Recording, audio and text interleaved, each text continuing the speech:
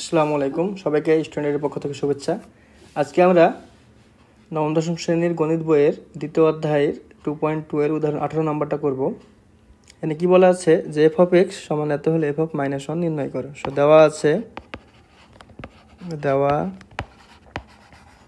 আছে F of x সমান x square minus 4x plus 3।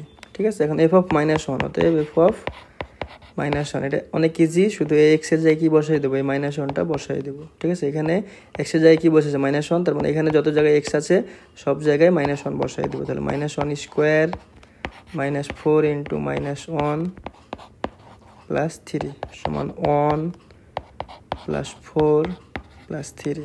তাহলে কত হয় এখানে 8। ঠিক আছে, এটাই অ্যান্সার। এবার উদাহরণ 19-এ আসি।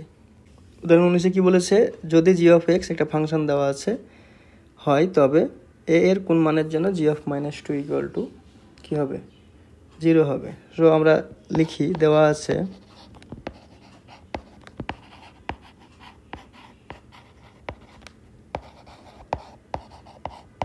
সমান X cube plus A X square minus 3x minus 6।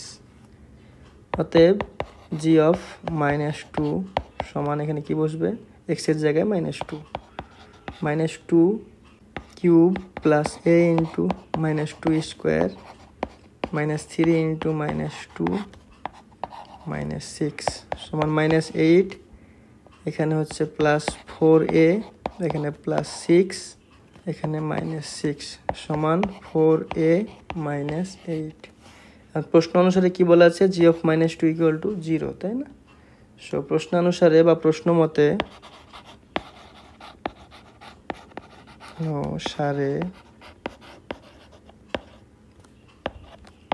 G of minus two equal to 0।